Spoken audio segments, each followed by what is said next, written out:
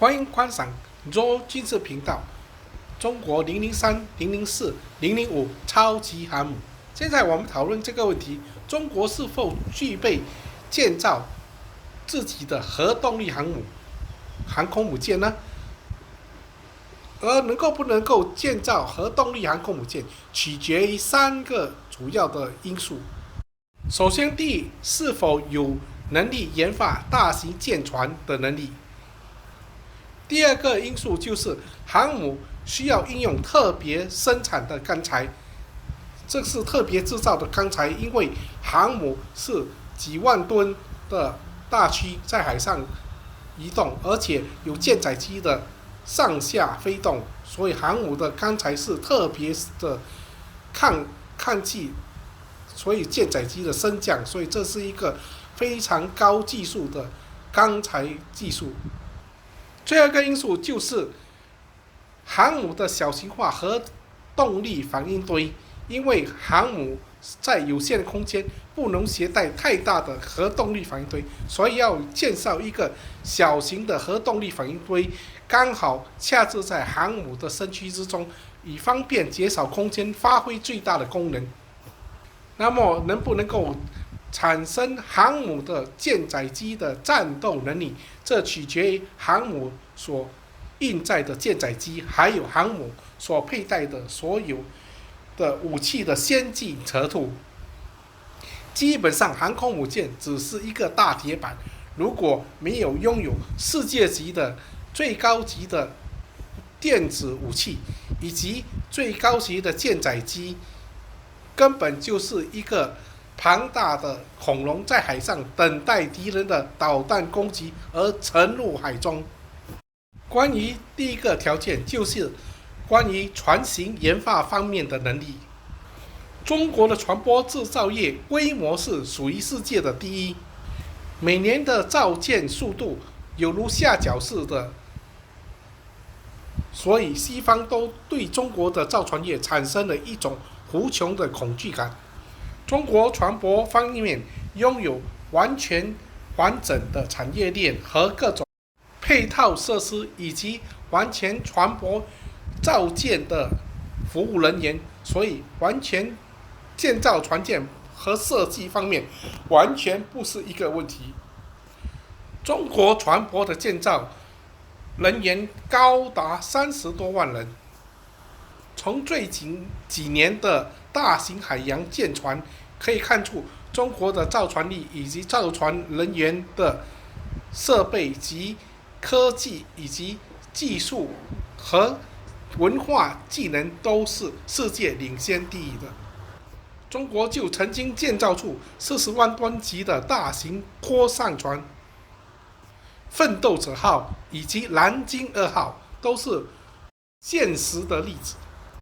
更包括了军用的075、军用的2栖攻击舰，还有正在研发的076、2栖攻击舰等等，都是铁证如山。还有曾经建造的山东舰和洞洞山，都是很好的铁证。所以建造一艘核动力的航空母舰，中国完全不是在前提之下。第二，就是需要攻克航母的特殊材料，这是一个高科技的技能，也是一个世界级的技能。你航母的钢铁完全无法在世界采购，因为这属于是一个军事的高等级的机密，而且航母的钢材对于材料的物理属实性需要得非常非常的苛求，要求强度高，而且能够完全抵抗超强的耐冲击、耐高温、耐低温的物理性质，还有低磁性等特点。现在这种技术在全世界只有少数的几个国家能够攻克。航母的用钢材料属于战略资源，完全无法在世界各地采购，而且这是一个最顶级的世界军事机密。而中国早在2004年已经由鞍钢攻克这种特殊的航母钢铁技术。现在中国各地的钢铁厂都能批量生产这种特殊的航母钢材。最后就是一个环节，属于航母的动力系统，就是核动力驱动系统。迷你型的核动力系统是航母的心脏，动力系统完全是核动力航空母舰的核心。中国在1970年已经研发出第一代的核动力的潜舰，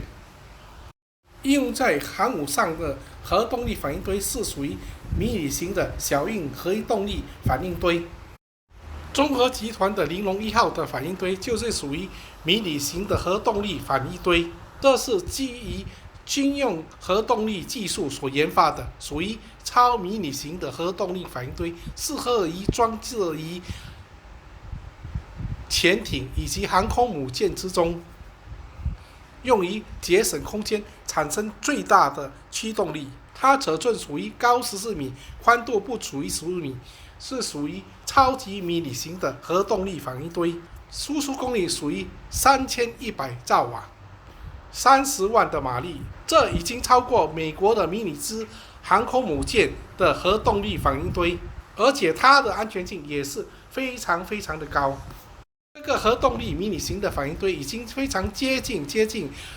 超级航母的核动力反应堆，所以从以上3点的重要分析，已经看出中国具备建造核动力超级航母的舰船、钢材以及核动力反应堆的能力。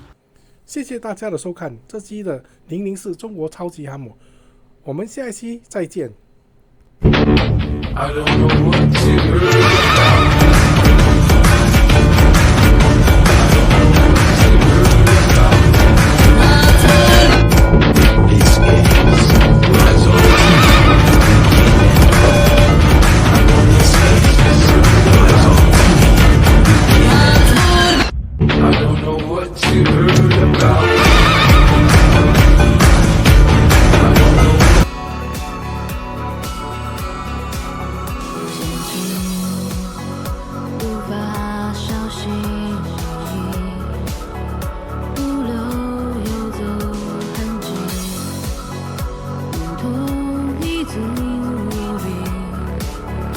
无需